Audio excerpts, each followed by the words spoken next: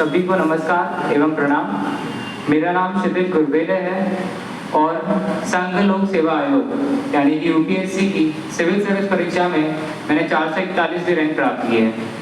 यह मेरा पहला प्रयास था और कहीं ना कहीं कल एक अतिथि हमारे घर आए थे तो मैंने उन्हें कहा कि मैम ये मेरा पहला प्रयास था। तो वो कहती है क्षितिज ये तुम्हारा फर्स्ट अटेम्प्ट नहीं था। तो मैं चौंक गया, मैम ये तो मेरा फर्स्ट अटेम्प्ट था। वो कहती है क्षितिज ये तुम्हारा फर्स्ट एवं लास्ट अटेम्प्ट था। संवाद शुरू करने से पहले मेरा कर्तव्य बनता है कि इतिहास के महामानव जैसे कि गौतम बुद्ध, कबीर, छत्रपति शिवाजी महाराज, महात्मा फुले, सावित्रीबाई फुले, डॉक्टर बी.आर. अम्बेडकर को मैं नमन करता हूँ, मैं उनको याद करता हूँ और इसी से मैं अपने संवाद की शुरुआत करता हूँ। यहाँ उपस्थित वाचनालय के सचिव, अध्यक्ष सर, काटोरे सर, संचालक सर एवं मिश्रा सर का मैं धन्यवाद करता हूँ और उनसे ज़्यादा धन्यवाद मैं यहाँ उपस्थित सारे विद्यार्थियों का करना चाहता हूँ क्योंकि आपने अपने बहुमूल्य समय निकालकर यहाँ उपस्थित हुए, यहाँ उपस्थित होके हमारे कार्यक्रम में यहाँ आके चार चांद लगाए।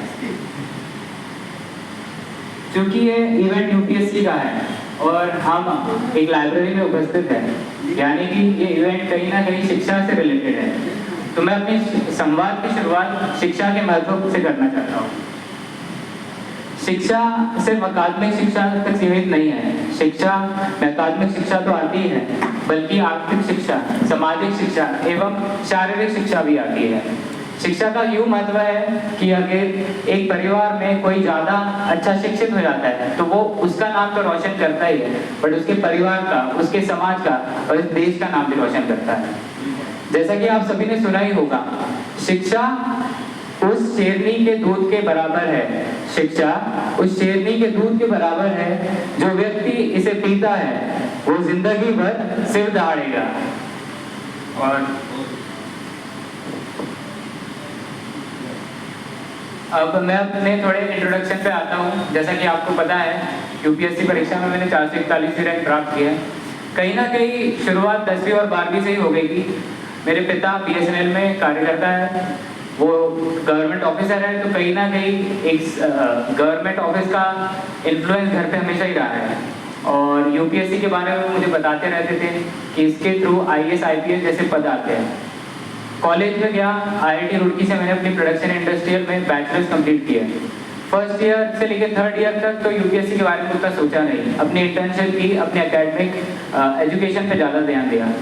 पर फोर्थ ईयर में कहीं ना कहीं लगने लगा कि मुझे यूपीएससी करना चाहिए। तो मैंने अपने पिता को बोला, पापा मैं इस बार प्लेसमेंट में नहीं बैठ रहा हूँ। पापा मम्मी बड़े शौक हो गए, यार तुम तो आईआईटी से हो, प्लेसमेंट में तुम्हें अच्छी खासी तनख्वाह मिल जाएगी, तब भी नहीं बैठ रहे हो। तो मैंने उनको सिर्फ एक चीज़ कही, पापा मुझे सिर्फ 3 साल दीजिए, यानी कि यूपीएससी के 2 अटेम्प्ट दीजिए। यदि मैं इसमें सफल हुआ तो ठीक है, वरना मैं अपने प्लान बी से कोई प्राइवेट कंपनी को ज्वाइन करूंगा और फाइनेंशियली जितना जल्दी हो इंडिपेंडेंट होगा। तो 2022 में जब मेरा ग्रेजुएशन कंप्लीट हुआ, मैंने अपने यूपीएससी की तैयारी शुरू कर दी थी। मई 2022 से मैंने शुरू करी।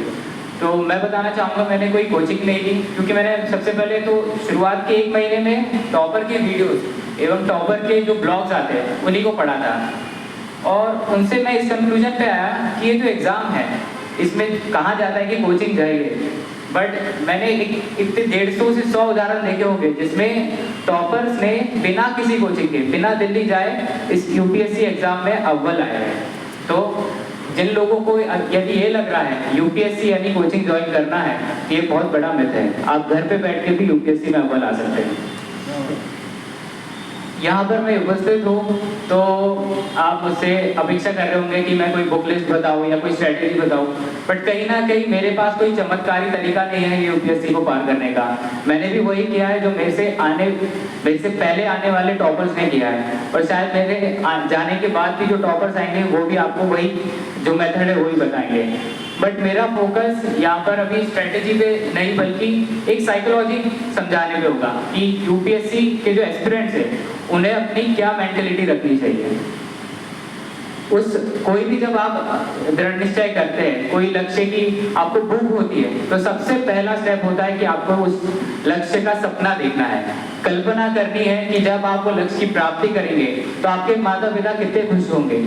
तो मैं सभी से, जब से मेरा रिजल्ट आया, सब मुझे यही कह रहे थे कि सर हमें काफ़ी लो कॉन्फिडेंस है, मोटिवेशन कम है, तो क्या किया जाए। तो मैंने उन्हें सिर्फ एक ही चीज़ बोली, आप 5 मिनट शांति से किसी खाली रूम में बैठे अपनी आंखें बंद करें और इमेजिन करें, कल्पना करें कि जब आप सफल होंगे, अपनी सफलता की न्यूज़ अपने माता पिता को देंगे तो वो कितने प्राउड होंगे, वो कितने खुश होंगे। और जब आप अपनी आंखें खोलेंगे तो आपकी एनर्जी लेवल 100 से 150 गुना बढ़ चुकी होगी। इसके बाद मैं बताना चाहूँगा, क्योंकि मैं सपने की बात कर रहा हूँ तो मैं उदाहरण देता हूँ। आज से 100 साल पहले एक ऐसे ही छोटे शहर के लड़के भीमराव ने सपना देखा था। कहीं ना कहीं सामाजिक पाबंदियों के कारण उन्हें अपनी शिक्षा प्राप्ति में काफ़ी कठिनाइयाँ आई थी, बट बताना चाहूँगा उस सपने के बलबूते पे ही उन्होंने आज अब 9 से ज़्यादा डिग्रियाँ प्राप्त की है और आज इस हमारे प्यारे भारत देश का संविधान उन्होंने ही लिखा है। तो ये ताकत है सपने की।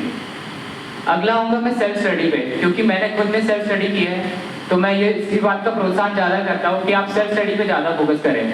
यूपीएससी जो भी नए कैंडिडेट्स हैं जिनका पहला अटेम्प्ट होने वाला है, उनको मैं यही कहूँगा कि शुरुआत के 2-3 महीने आप खुद पे इन्वेस्ट करें, सेल्फ स्टडी करें, खुद से इंटरनेट पे देखें कि क्या क्या रिसोर्सेज होते हैं। फिर यदि आप पूरी सूझबूझ के बाद फिर यदि आपको लगता है कि सेल्फ स्टडी से मुझसे नहीं हो पाएगा, तभी जाके कोचिंग या कोई मेंटरशिप लें।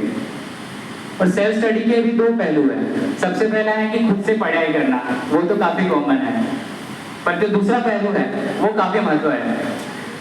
दूसरा पहलू जो है सेल्फ स्टडी का, उसका मतलब है स्वयं का मूल्यांकन। स्वयं का मूल्यांकन मतलब आत्मचिंतन करना, खुद से सवाल पूछना कि आप उस काबिल हैं कि नहीं, खुद के अंदर एक विश्वास लाना कि कभी ना कभी मैं वो लक्ष्य की प्राप्ति करूंगा। उदाहरण के तौर पर बताऊं तो आज से 1000-2000 साल पहले सिद्धार्थ नाम के एक राजकुमार थे। वो अपने घर से, अपने राज्य को छोड़कर ज्ञान की प्राप्ति में निकल गए थे। ये सेल्फ स्टडी का, आत्म मूल्यांकन का मैं आपको एग्जाम्पल बता रहा हूँ। वो अपने घर से निकले, काफ़ी साधु संतों से मिले, पर उन्हें कभी संतुष्टि नहीं हुई कि मुझे ज्ञान की प्राप्ति हो चुकी है। फिर ज्ञान की प्राप्ति के 7 हफ्तों पहले वो महाबोधि पेड़ के नीचे बैठे, उन्होंने ध्यान लगाया। निरंतर 7 हफ्तों तक बिना जगह से हिले हुए उन्होंने ध्यान मुद्रा में एक जगह बैठकर ध्यान लगाया और निर्वाणा की प्राप्ति करी। पर सबसे बड़ी वैल्यू जो मैं उनसे लेता हूँ, वो 7 हफ्तों में उन्होंने ऐसा क्या किया, उन्होंने आत्मचिंतन किया। और इसी कारण वह राजकुमार सिद्धार्थ से आज गौतम बुद्ध के नाम से प्रसिद्ध है। और मेरे लिए गौतम बुद्ध कोई मनुष्य नहीं, बल्कि मेरे लिए गौतम बुद्ध एक विचारधारा है। तीसरा है कि क्योंकि ये परीक्षा काफ़ी अनसर्टेन है, इसमें हार है, इसमें जीत है, बट कभी ना कभी भले मेरा पहला प्रयास है। मेरे साथ भी ऐसा बहुत बार होता था कि मेरे से टेस्ट सीरीज नहीं हो रही, मुझसे काफ़ी लो मोटिवेशन फील होता था। बट एक चीज़ है कि आपको कभी हार नहीं माननी है, निरंतर प्रयास करना है। आपने कछुए और खरगोश की कहानी तो ज़रूर सुनी होगी। कछुए को पता था वो इतना धीरे चलता है, तब भी उसने उस रेस में, उस स्पर्धा में अपना भाग लिया और कहीं ना कहीं उसके निरंतर प्रयास के कारण ही वो उस स्पर्धा को जीता भी था। चौथा है दृढ़ निश्चय। दृढ़ निश्चय यानी कि डिटर्मिनेशन। इस एग्जाम में लोग कहते हैं कि हमें यूपीएससी करने के लिए मोटिवेशन की जरूरत है। मैं काफ़ी अचंभित रह जाता हूँ कि लोग मोटिवेशन के पीछे क्यों भाग रहे हैं। अगर आपको आईएएस बनना है, आईपीएस बनना है, तो इसकी आवाज़ तो आपके अंदर से आनी चाहिए। आपको एक बाहरी मोटिवेशन की क्या जरूरत है। तो कहीं ना कहीं मैं आपसे सभी से यही कहूँगा कि मोटिवेशन पर अपनी जो जर्नी है उसको आधारित ना करें, बल्कि डिटर्मिनेशन पर अपनी जर्नी को आधारित करें। 5वां है एक क्लियर माइंड। क्लियर माइंड से मेरा ये मतलब है कि जब भी कोई नया एस्पिरेंट ये ठान लेता है कि उसे यूपीएससी की तैयारी करनी है, तो सबसे पहली स्टेप होनी चाहिए कि उसे एक फिक्स टारगेट रखना चाहिए। फिक्स टारगेट से मेरा मतलब है कि जब मैंने यूपीएससी की तैयारी की थी तो मैंने ये सोच लिया था कि मैं इस एग्ज़ाम को 2 अटेम्प्ट ही दूंगा। अगर वो 2 अटेम्प्ट में मेरा नहीं होगा तो मैं प्लान बी की तरफ जाऊंगा। इससे होता यह है कि आप अपने पे एक पाबंदी ला देते हैं और कहीं ना कहीं वो 2 अटेम्प्ट से आपको हमेशा एक पुश मिलता रहता है कि नहीं, ये मेरे पास सिर्फ 2 ही अटेम्प्ट है, मेरे को जो करना है इन अटेम्प्ट में ही करना है। आखिरी है कि अभी मैं न्यूज़ पढ़ रहा था, यूपीएससी का रिजल्ट आया, एक महिला है, उन्होंने रिजल्ट के बाद सुसाइड किया है। मुझे बड़ा बुरा लगा, क्योंकि उससे एक बहुत बड़ी सीख है कि यूपीएससी भी एक एग्जाम की तरह है। ये कहीं कोई जीवन मौत का खेल नहीं जो लोग इससे हताश होकर अपनी जान गंवा दे रहे हैं। मेरी आपसे यही विनती है कि भावनात्मक ना होए, भले ही आपको सक्सेस मिले तो उस पर ज़्यादा प्राउड ना होए, फेलियर मिले तो उससे ज़्यादा दुखी ना हो, हमेशा निरंतर प्रयास पे ही भरोसा रखें। दूसरा, आप जैसे सभी की लाइब्रेरी में सारे दोस्त इकट्ठा होंगे तो कहीं ना कहीं एक कंपटीशन भी रहता होगा कि मेरा बाजू वाला दोस्त मुझसे ज़्यादा पढ़ रहा है, अरे मेरे को भी इससे ज़्यादा पढ़ना चाहिए। तो वो कंपटीशन को काफ़ी पॉजिटिव ले रहे हैं, मतलब आपको आगे तो जाना है बट आपको अपने साथ साथ अपने दोस्त को भी आगे ले जाना है। यदि आपको कुछ अच्छा आता है तो आप उसको बताएं, यदि उनको कुछ अच्छा आता है तो आप उनसे ज़रूर पूछें। आखिरी में मैं काटोड़े सर का धन्यवाद करता हूँ। 2-3 दिन पहले सर घर पे आए थे, उन्होंने मिशन आईएएस के बारे में बताया। मैं काफ़ी अचंभित रह गया, इतनी कम पैसे में कोई ये विजन को कैसे पूरा कर सकता है। सर ने बताया कि वो मात्र 1 रुपये में शिक्षा दे रहे हैं, दूसरी क्लास की उन्होंने किताबें बनाई हैं जो कि यूपीएससी पैटर्न पे बेस्ड हैं। तो मुझे मतलब सर को पूरी शुभकामनाएं हैं कि सर का जो ये विजन है वो आगे से जितना हो उतना बढ़े। सर बता रहे थे कि उनके साथ कुछ 350 अधिकारी जुड़ चुके हैं, ऑफिसर्स जुड़ चुके हैं, और मेरी सर को शुभकामनाएं है कि वो 350 से जल्द ही कुछ सालों में 1000, 10,000 और लाख तक हो जाए। आखिरी में एक बहुत महत्वपूर्ण चीज़ है जो मैं अब धीरे धीरे रियलाइज कर रहा हूँ, क्योंकि मैं एक दलित समाज से आता हूँ, तो कहीं ना कहीं रिजल्ट के बाद काफ़ी लोग मुझे मिलने आए। उनकी सभी की मुझसे एक ही रिक्वेस्ट थी कि बेटा तुम दलित समाज से हो, तुमने अभी यूपीएससी की परीक्षा में रैंक प्राप्त की है, तो कहीं ना कहीं तुम्हारा ये कर्तव्य बनता है कि तुम जिस समाज से आए हो तुम उस समाज को भी आगे लेके जाओ। तो मेरा कहीं ना कहीं मुझे भी लगा कि बात तो सही है कि डॉक्टर B.R. अम्बेडकर ने जो विजन देखा था वो तो अभी नहीं है, बट उनकी विचारधारा तो हमारे साथ है। फिर हमारा कर्तव्य बनता है कि यदि हम आगे आते हैं या हम किसी भी पोस्ट पर जाते हैं, आप सभी भी यूपीएससी की तैयारी कर रहे हैं, एमपीएससी की कर रहे हैं या कोई भी प्रतिस्पर्धा की तैयारी कर रहे हैं, तो आपका कर्तव्य बनता है, आप तो आगे आए ही बट आप अपने साथ अन्य लोगों को भी आगे लाएं। आखिरी में मैं शिक्षा के, जैसे मैंने शुरुआत की थी, शिक्षा के महत्व की जो बात है उसी से मैं अपने संवाद को समाप्त करता हूँ।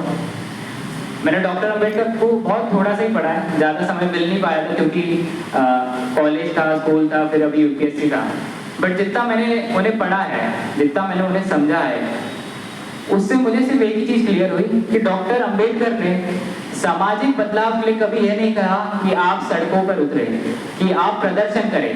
उन्होंने सिर्फ ये कहा कि क्रांति लानी है तो शिक्षा ही एकमात्र उसका स्रोत है। इसी के साथ मैं अपने माता पिता एवं दीदी को धन्यवाद करूंगा कि आज मैं यदि आपके सामने बोल रहा हूँ और यूपीएससी जैसे प्रतिष्ठित संस्था के साथ मेरा नाम जुड़ा है, तो कहीं ना कहीं उसमें बहुत बड़ा श्रेय इनका है। और मैं कुछ भी कितना भी करूँ, इनका जो मेरे पे कर्ज है, जो इनका उधार है, मैं शायद ही कभी चुका पाऊँ। आखिरी में इसी के साथ मैं अपने संवाद को पूर्ण विराम